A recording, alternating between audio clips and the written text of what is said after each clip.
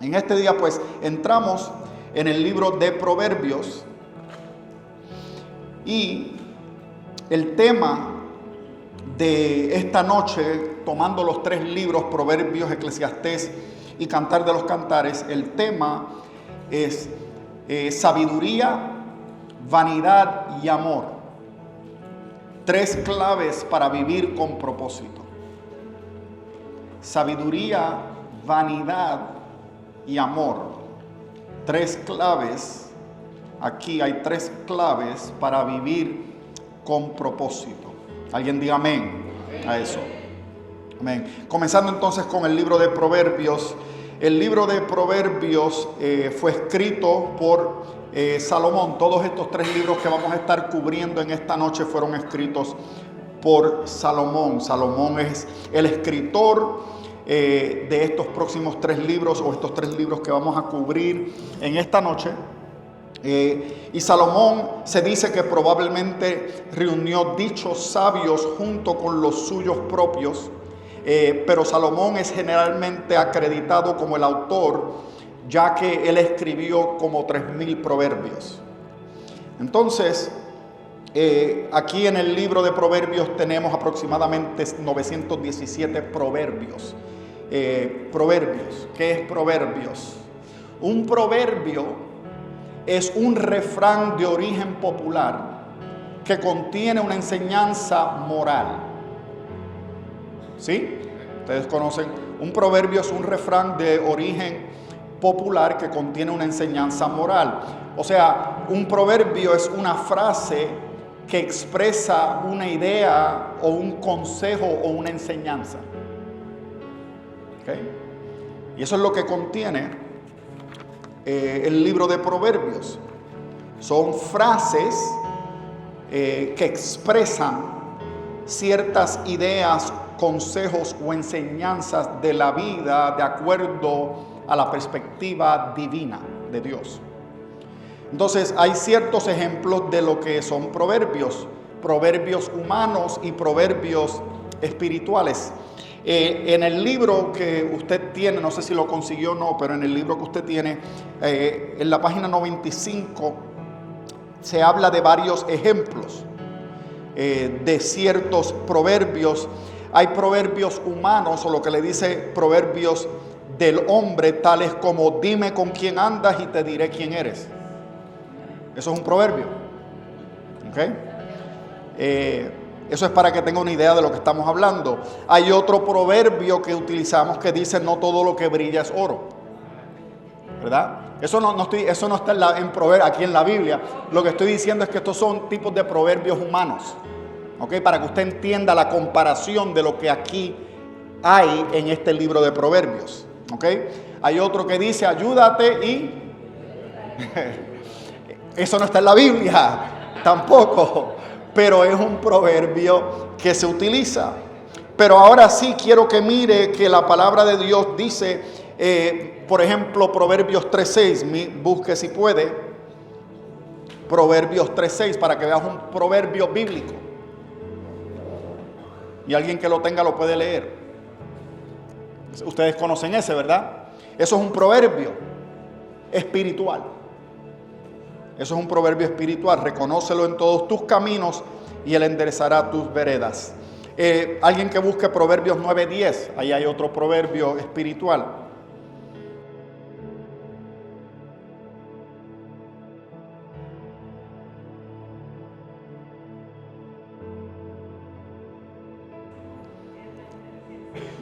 Y aquí usted va a ver 2 cosas.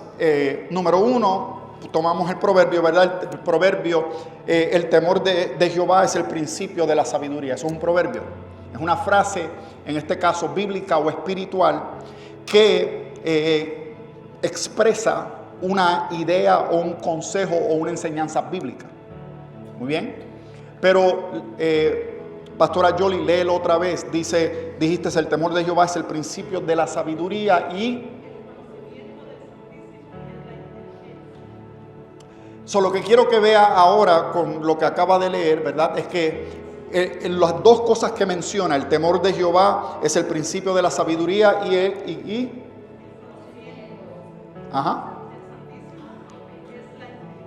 Eso es lo que se llama, está diciendo la misma cosa de diferentes maneras. Ahí solo hay una idea.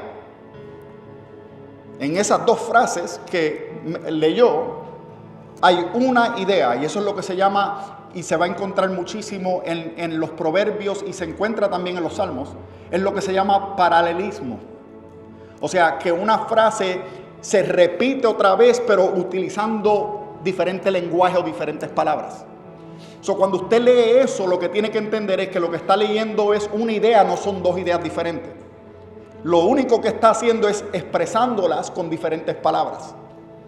Pero el proverbio quiero que entienda que es eso, que es una frase que lo que está haciendo es expresando un consejo bíblico. Ahora, estos consejos bíblicos y estas enseñanzas, tales como las que escuchamos, ¿verdad?, de los proverbios humanos, tenemos que entender algo de ellos, como el que dice: dime con quién andas y te diré quién eres. Eso otra vez no es bíblico. Pero lo que quiero que entienda de eso es que cuando uno utiliza una frase como esa, como un tipo de proverbio, eso comunica una idea general, ¿sí o no? Lo que está haciendo es comunicando a lo mejor una verdad o un principio general. Pero ese principio, entienda esto, es verdad la mayoría de las veces, no todas las veces. Dime con quién andas y te diré quién eres. Eso no es cierto siempre, ¿sí o no? Eso es cierto muchas veces, pero sí hay excepciones, ¿sí o no? Dígame la verdad. Hay excepciones a esas reglas. Y quiero que entienda lo mismo de los proverbios bíblicos. Proverbios bíblicos van a expresar ciertas verdades bíblicas, pero no siempre esas verdades bíblicas se van a cumplir el 100% de las veces. ¿Ok? Y no es porque Dios mienta ni la palabra mienta, es porque vivimos en un mundo caído, donde hay pecado y donde a veces, vamos a mirar más adelante, donde el principio de retribución, ¿se acuerda de eso? Si usted obedece a Dios, serás bendecido, y si desobedeces a Dios, serás castigado. Eso es una verdad, un principio bíblico, pero no se cumple el 100% de las veces. Hay a veces donde, como vamos a ver más adelante en Eclesiastés, hay a veces donde los justos son castigados y hay a veces donde los injustos son bendecidos. Y esa es la realidad de la vida. Lo vemos en los salmos. Salmistas que en ocasiones y en momentos están orando y están preguntándole al Señor: Señor, ¿por qué? ¿Y hasta cuándo yo estaré o tendré que vivir este sufrimiento? Personas que están caminando de acuerdo a la palabra de Dios en rectitud y en santidad, pero aún así no están experimentando las bendiciones en la vida por vivir de esa manera. Y hay a veces donde vemos salmistas que se están quejando con Dios porque están viendo a los impíos prosperar, cuando ellos no están en prosperidad. O sea, el principio no siempre se cumple. Entonces tenemos que entender eso de los proverbios, que la mayoría de las veces sí son verdad, pero hay momentos donde no se aplican estos principios a la vida porque no siempre se cumplen.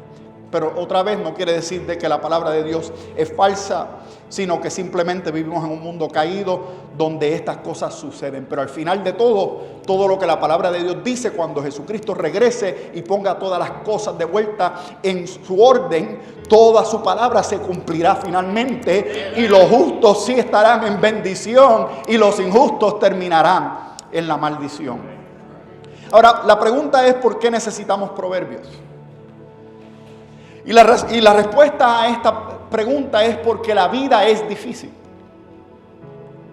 Eso merecía un buen amén fuerte de ustedes. No sé si vinieron con sueño en esta noche o qué está pasando, pero la razón por la cual necesitamos proverbios es porque la vida es difícil. Es dura. Y en la vida vamos a pasar por muchas dificultades. Y vamos a pasar por muchos problemas en la vida. Y la Biblia nos menciona, y esto es Esto es clara cuando lo menciona, de que simplemente porque nosotros seamos creyentes no quiere decir que estamos exentos de pasar por problemas. La Biblia es clara cuando menciona que pasaremos por problemas, que enfrentaremos dificultades. Eso es parte de la vida y el cristiano no está exento de vivir esos problemas y pasar por esas dificultades. Y por esa razón es que necesitamos proverbios. Porque los proverbios lo que hacen es que nos permiten saber cómo manejar los problemas de la vida de acuerdo, aplicando la sabiduría de Dios. Los proverbios nos permiten saber o nos ayudan a saber cómo manejar los problemas de la vida utilizando la sabiduría de Dios. ¿Alguien diga amén a eso? Entonces, como cristianos, la pregunta es: ¿dónde encontramos sabiduría? Y la respuesta a eso es en toda la Biblia. En toda la Biblia, pero específicamente lo encontramos en el libro de los Proverbios. Ahí es donde vamos para buscar específicamente sabiduría de parte de Dios para saber cómo manejar los problemas de la vida. Entonces, el libro de Proverbios no deja dudas a sus lectores cuando abrimos el libro sobre cuál es el propósito de Proverbios. Es claro. Después del título que se asocia el libro con Salomón, el autor de Proverbios declara con claridad cuál es su intención para con los lectores. Así que alguien que busque el primer capítulo del verso 2 al 7 y que lo lea.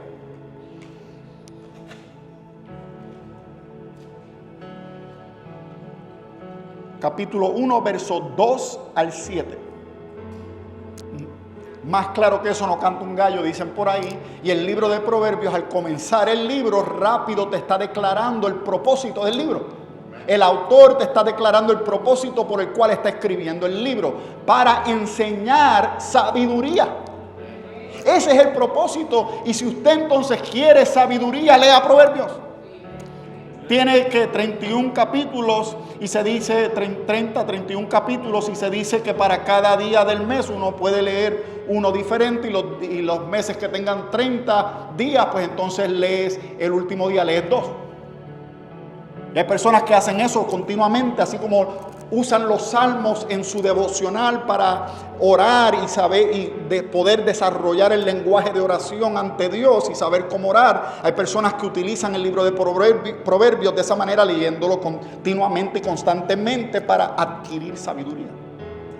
Pues el libro de Proverbios, esa es la intención y es el propósito. Usted quiere sabiduría, lea la Biblia completa. Pero si quiere algo más corto y más directo, váyase al libro de Proverbios y comprométase a leer ese libro continuamente y adquirirá sabiduría, no solamente si lo entiende, pero si lo aplica a la vida. Porque ahí es donde está la sabiduría. Entonces, el propósito del libro de Proverbios es enseñar sabiduría. Ahora, para entender verdaderamente el libro de Proverbios es importante entonces comprender este concepto fundamental. ¿Qué es la sabiduría? ¿Qué es sabiduría? Y la idea básica de la sabiduría es que la sabiduría es la habilidad para vivir bien. La sabiduría es la habilidad para vivir bien. Alguien, ahí es que ustedes no están diciendo amén a estas cosas a las que deben de decir amén. Sabiduría es la habilidad de vivir bien. Sabiduría es la habilidad de vivir bien. Sabiduría es la habilidad de vivir bien.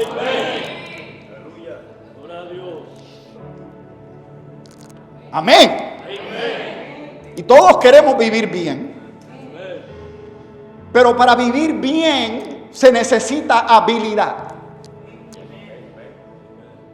Entonces, la sabiduría, déjame decirlo de otra manera, la sabiduría es un conocimiento práctico que ayuda a saber cómo actuar y cómo hablar en diferentes situaciones. Si usted aprendiera cómo actuar y cómo hablar en diferentes situaciones de la manera correcta, su vida sería mucho mejor.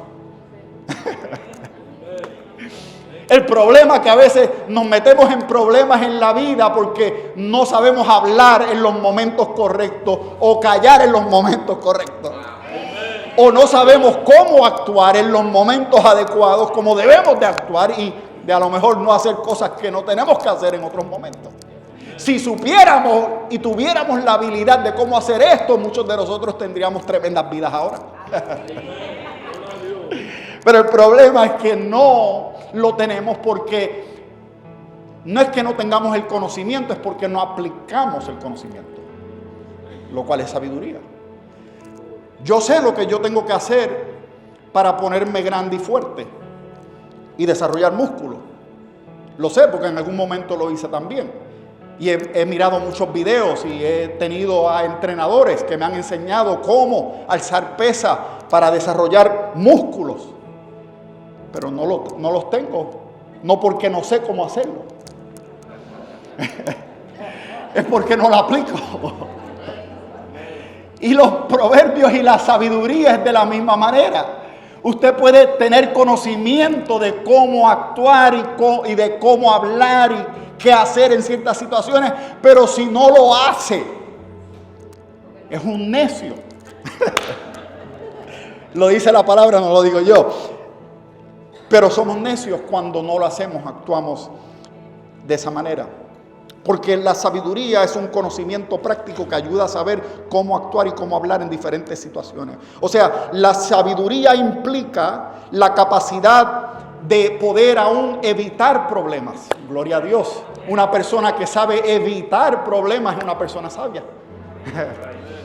Pero no solamente implica el saber evitar problemas, también es la habilidad para poder enfrentar los problemas cuando se presentan. Y por eso cuando se habla de sabiduría, la sabiduría es el conocimiento, ¿verdad? De saber cuándo poner en práctica estas cosas, sea en palabras o sea en acciones. Amén. Entonces la sabiduría, para resumirlo bien, es la habilidad, es una habilidad de un saber cómo. Diga conmigo, saber cómo. No simplemente el conocimiento teórico de un saber qué. Pues tú puedes saber qué hacer, pero si no sabes el cómo hacerlo o si no lo pones en práctica, pues entonces no es sabiduría. Tú puedes tener mucho conocimiento, pero no tener sabiduría, porque no sabes aplicar las cosas que sabes. Entonces la Biblia tiene una palabra para describir a la persona que sabe navegar por la vida y manejar todas estas situaciones, y se llama esa persona sabio. Una persona sabia vive con valentía a pesar de las dificultades inevitables que todos enfrentamos en la vida, porque todos las enfrentamos. Entonces el mensaje central del libro de Proverbios viene siendo la sabiduría de Dios. Y Cristo es nuestra sabiduría, es el mensaje central de Proverbios, la sabiduría de Dios, y Cristo es nuestra sabiduría. Por eso Pablo dice en 1 Corintios capítulo 1, verso 30, el cual nos ha sido hecho por Dios sabiduría, hablando de Cristo Jesús. El cual nos ha sido hecho por Dios sabiduría. Él fue hecho sabiduría. Pablo, en otras palabras, está diciendo que Cristo ocupa el lugar de la sabiduría. Jesús es la sabiduría personificada. Que quiere decir que toda la sabiduría de Dios se encuentra en Jesús. O sea, no solo como maestro sabio, Jesús también nos enseña lo que es la sabiduría, cómo vivir en la vida, sino que también a través de la expresión de su vida, de sus acciones, de su manera de amar, su manera de vivir, Él refleja la perfecta sabiduría de Dios. Y si nosotros estudiamos bien la vida de Jesús, sabemos que Jesús es el reflejo de la imagen de Dios. del Padre. Él le dijo a uno de sus discípulos: si ustedes quieren ver al Padre, solamente mírenme a mí. El que me ha visto a mí, ha visto al Padre. O sea, Él es la expresión total y completa de quien Dios es en su sabiduría completa. Jesús es Dios en carne, y cuando Él vino y vivió en esta vida, Él, como vivió, como habló, como amó, todo lo que hizo, es un perfecto reflejo de lo que es vivir en sabiduría. Por eso Cristo es la sabiduría y en Él se cumple toda la sabiduría. Así que como Proverbios presentan a la sabiduría como alguien que llama y guía, en el Nuevo Testamento la sabiduría tiene un rostro y se llama Jesucristo. Y por eso es que si queremos entonces ser sabios, tenemos que seguir a Jesús. Terminamos el libro de Proverbios. Eclesiastés, segundo libro. ¿Está bien? ¿Recibieron algo? ¿Entendieron? Perfecto. Eclesiastés es el tercer libro, se dice, de sabiduría del Antiguo Testamento. El libro de Eclesiastés es el registro de Dios del argumento del hombre acerca de la vida y su experiencia y reflexión acerca de la vida mientras se está fuera de la comunión con Dios. Quiero que entienda esto ahora, porque Eclesiastés viene de la forma latina de la palabra griega que significa predicador. Y el autor de Eclesiastés otra vez fue Salomón, y él mismo se llama predicador. Y el mensaje central de este libro enseña más que nada que la vanidad, o que todo en la vida es vanidad aparte de Dios. Todo en la vida es vanidad aparte de Dios. O sea, la frase que se utiliza mucho es vanidad, y se repite algunas 37 veces en el libro. Y el libro, a través del libro, se estructura de cierta manera que nos habla de todas las clases de vanidad que pueden existir en la vida. O sea, el buscar satisfacción en la vida se mira de diferentes maneras. El hombre busca satisfacción en la vida a través de la naturaleza y de la ciencia, a través de la sabiduría y de la filosofía aún, a través del placer, a través del materialismo, a través de la religión, las riquezas, la moralidad, y por ahí usted puede seguir.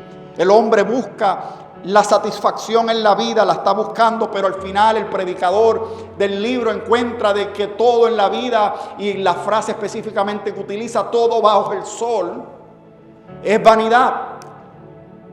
O sea, aún la sabiduría fuera de Dios es vanidad. Todo en la vida es vanidad. Y esto es lo que nos está enseñando. Entonces aquí tenemos que mirar esto, que la conclusión impactante de todo en la vida apartado de Dios es vanidad. Y esta conclusión surge porque al observar la vida, como le dije, bajo el sol, nota que el principio de retribución no siempre se cumple. Los justos sufren y los malvados prosperan.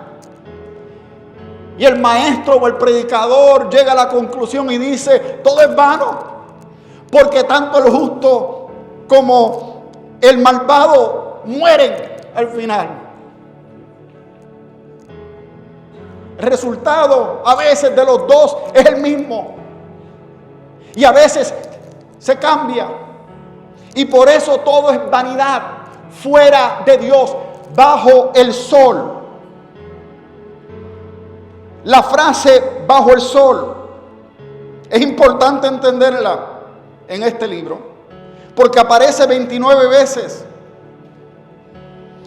Y muchos estudiosos y teólogos coinciden en que esta expresión lo que hace es representar una perspectiva de la vida puramente terrenal. Es decir, una existencia sin tener en cuenta a Dios. Y claro, cualquier vida separada de Dios desde este punto de vista, cuando la miramos, llegamos a la conclusión que el autor de Eclesiastés llegó, que todo es vanidad. La palabra vanidad en el hebreo significa vapor o neblina. El vapor o la neblina no la puedes tocar. Se va, la tratas de alcanzar, de agarrar y se te pasa por los dedos. Así es todo en la vida que tratamos de alcanzar y de hacer fuera de Dios. En este mundo nos indica que todo fuera de Dios no tiene sentido. Nada en esta vida tiene sentido fuera del Creador. Por eso en el capítulo 1, verso 14 dice: he visto todas las obras que se hacen bajo el sol, y aquí, y aún he aquí, todo es vanidad y aflicción de espíritu. Esto refleja la idea de que sin Dios las actividades humanas carecen de propósito duradero. La conclusión entonces del libro refuerza esta perspectiva cuando afirma en el capítulo 12, el verso 13: el fin de todo el discurso oído es este: teme a Dios y guarda sus mandamientos, porque esto es el todo del hombre. O sea, ¿tú quieres vivir con propósito? Vive para Dios. Tú quieres vivir con propósito y que en la vida lo que hagas tenga significado. Hazlo para Dios y en Dios, porque solo en Dios y en Dios es donde único podemos encontrar el propósito y el significado de la vida verdadera. En resumen, sobre este libro, bajo el sol simboliza una vida centrada únicamente en lo terrenal. Y Eclesiastés nos enseña que solo al incluir a Dios en nuestra existencia encontramos y encontraremos verdadero significado y propósito. Y para finalizar, porque tenemos que ir a los grupos, Cantar de los Cantares. Cantar de los Cantares también fue escrito por Salomón.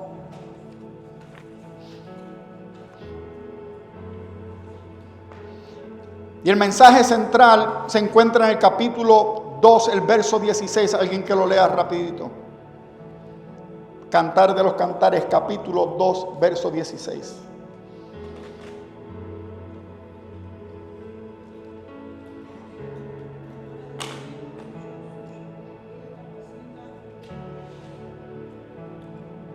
Léelo otra vez.